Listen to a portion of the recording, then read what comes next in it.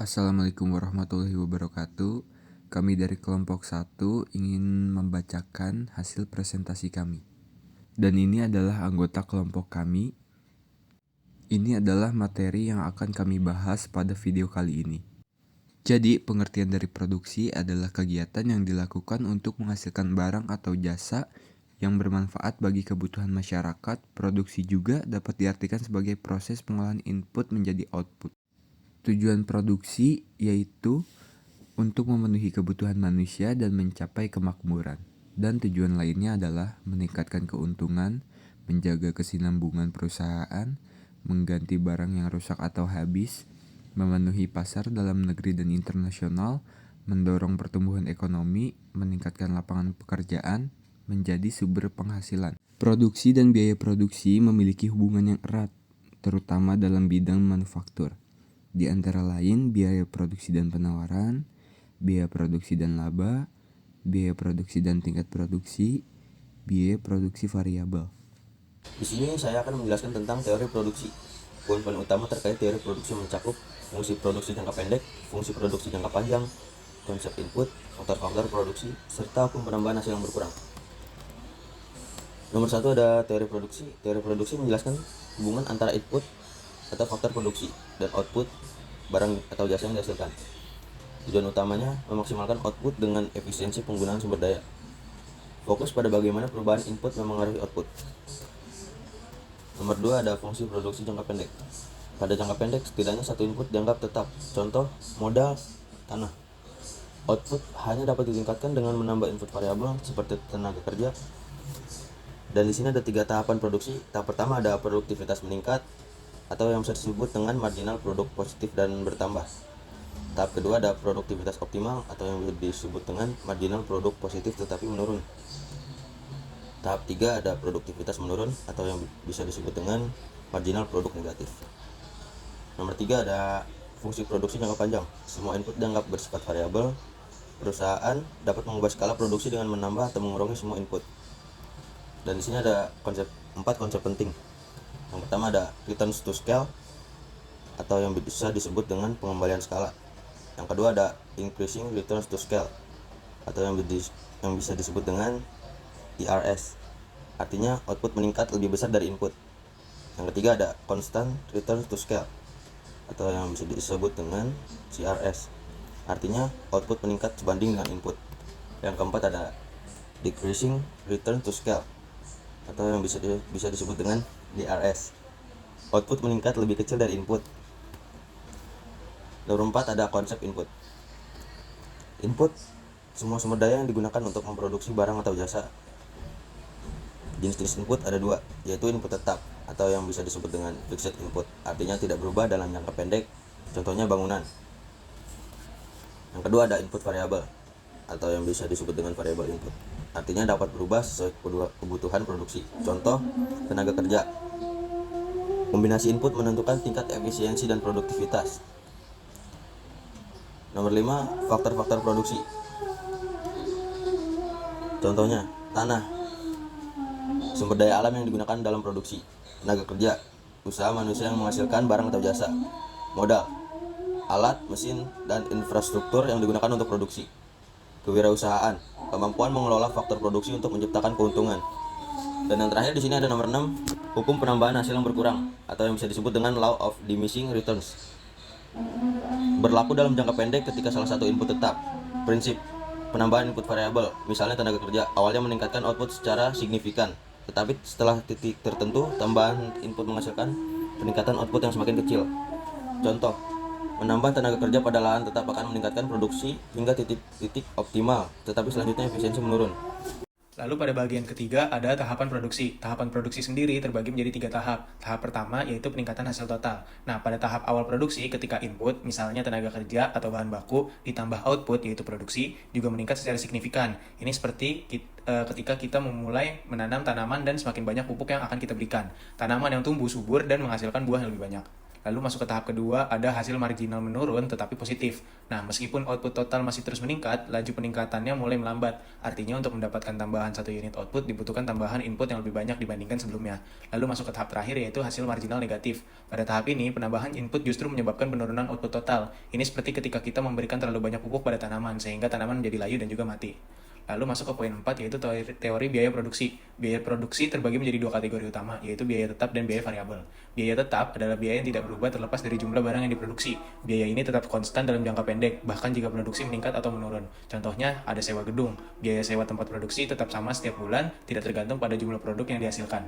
Lalu ada biaya variabel. Biaya variabel adalah biaya yang berubah seiring dengan jumlah barang yang diproduksi. Semakin banyak produk yang dihasilkan, semakin tinggi juga biaya variabelnya. Contohnya di sini ada bahan baku. Biaya untuk membeli bahan baku akan meningkat jika jumlah produk yang diproduksi meningkat.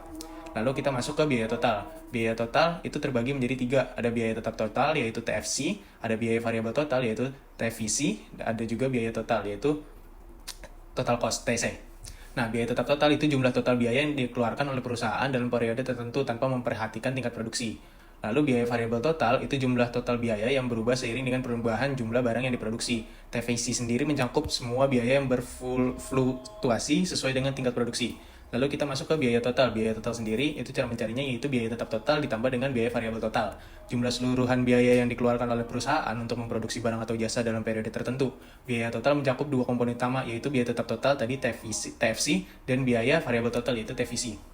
Lalu kita masuk ke biaya rata-rata. Biaya rata-rata adalah biaya per unit produk yang dihasilkan dan dihitung dengan membagi total biaya produksi atau TC tadi dengan jumlah unit yang diproduksi. Biaya rata-rata memberikan wawasan tentang seberapa efisien perusahaan dalam memproduksi barang. Nah, biaya rata-rata sendiri itu terbagi menjadi 3. Ada biaya tetap rata-rata, ada biaya variabel rata-rata, dan juga ada biaya total rata-rata.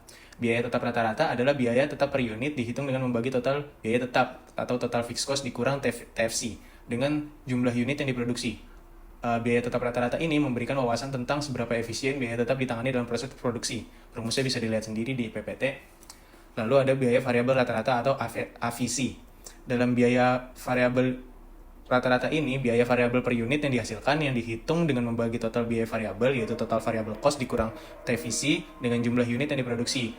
AVC sendiri memberikan gambaran tentang seberapa efisien perusahaan dalam mengelola biaya variabel dalam proses produksi. Rumusnya bisa dilihat juga dalam PPT. Dan yang terakhir ada biaya total rata-rata atau ATC.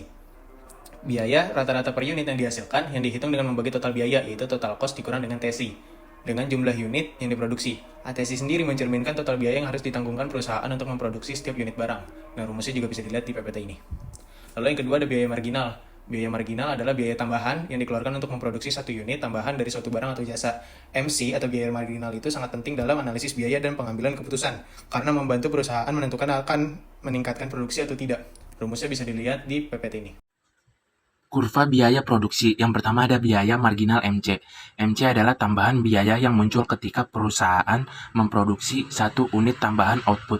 Secara grafis, kurva MC biasanya berbentuk huruf U karena pada awalnya biaya marginal menurun atau karena efisiensi dalam penggunaan output. Kurva MC memotong kurva AVC dan ATC di titik terendahnya karena ketika biaya marginal lebih kecil dari biaya rata-rata akan turun. Sebaliknya, ketika biaya marginal lebih besar dari biaya rata-rata akan naik. Yang kedua ada biaya variabel rata-rata atau AVC. AVC adalah biaya variabel rata-rata yang dikeluarkan perusahaan untuk setiap unit output. Kurva AVC juga berbentuk U, karena pada tingkat output yang rendah, biaya variabel rata-rata menurun, tetapi setelah mencapai titik tertentu, biaya mulai meningkat. Yang ketiga, ada biaya total rata-rata atau ATC. ATC adalah total biaya rata-rata yang mencakup biaya tetap rata-rata atau AVC dan biaya variabel rata-rata atau AVC.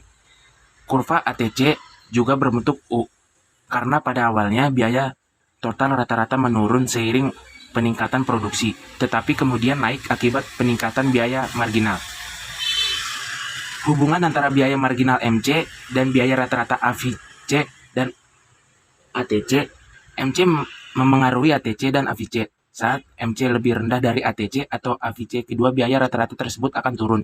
Ketika MC lebih tinggi, maka ATC dan AVC akan naik. Selanjutnya ada skala produksi. 1. Skala ekonomi merupakan kondisi di mana biaya per unit berkurang seiring dengan meningkatnya volume produksi. Hal ini disebabkan oleh Yang pertama ada penggunaan teknologi yang lebih efisien. Yang kedua ada pembelian bahan baku dalam jumlah besar dengan harga diskon. Yang ketiga ada distribusi biaya tetap di antara lebih banyak produksi. Yang kedua, ada skala disekonomi. Ini terjadi ketika biaya per unit meningkat saat skala produksi terlalu besar. Beberapa penyebabnya antara lain pertama ada kompleksitas manajerial yang meningkat. Yang kedua ada masalah koordinasi dan komunikasi di dalam organisasi. Yang ketiga ada penurunan efisiensi operasional. Contoh aplikasi dalam dunia nyata. Yang pertama, studi kasus industri manufaktur. Dalam industri ini, biaya produksi mencakup biaya tetap seperti pembelian mesin dan infrastruktur, serta biaya variabel seperti tenaga kerja dan bahan baku. Berikut adalah ilustrasi lebih lanjut. Economies of scale dalam otomotif. Produsen mobil besar seperti Toyota atau Ford seringkali menikmati economies of scale. Ketika mereka meningkatkan jumlah produksi mobil, biaya tetap seperti investasi pada pabrik dan teknologi tersebar di lebih banyak unit produksi. Ini menurunkan biaya rata-rata per unit. Selain itu, mereka bisa mendapatkan diskon besar dari pemasok bahan baku karena pembelian dalam jumlah besar. Sebagai contoh, jika Toyota memproduksi 100.000 mobil dibandingkan dengan 10.000 mobil, biaya produksi per mobil lebih rendah pada skala yang lebih besar karena penghematan dari pembelian besar-besaran, bulk purchasing, proses produksi yang lebih efisien, dan penggunaan aset tetap yang optimal. Diseconomies of scale. Meskipun produksi massal dapat mengurangi biaya per unit, ada titik di mana diseconomies of scale mulai muncul. Misalnya ketika produksi menjadi terlalu besar, kompleksitas operasional meningkat sehingga manajemen menjadi kurang efisien. Yang kedua, pengaruh biaya produksi terhadap harga barang dan jasa. Biaya produksi memainkan peran besar dalam penentuan harga barang atau jasa yang ditawarkan di pasar. Jika biaya produksi meningkat, misalnya karena kenaikan harga bahan baku atau upah tenaga kerja, perusahaan cenderung menaikkan harga jual untuk menjaga margin keuntungan. Teknologi sebagai pengurang biaya produksi. Di sisi lain, teknologi dapat menurunkan biaya produksi. Misalnya, di industri elektronik seperti produksi ponsel, penggunaan teknologi otomatisasi dan robotika telah menurunkan biaya tenaga kerja dan meningkatkan efisiensi produksi. Hal ini memungkinkan perusahaan seperti Apple atau Samsung menurunkan biaya per unit dan menawarkan produk dengan harga yang lebih kompetitif tanpa mengorbankan margin keuntungan.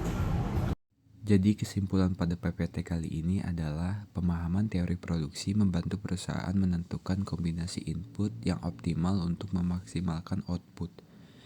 Lalu, analisis biaya produksi memungkinkan perusahaan meminimalkan pengeluaran dan menentukan harga produk yang kompetitif.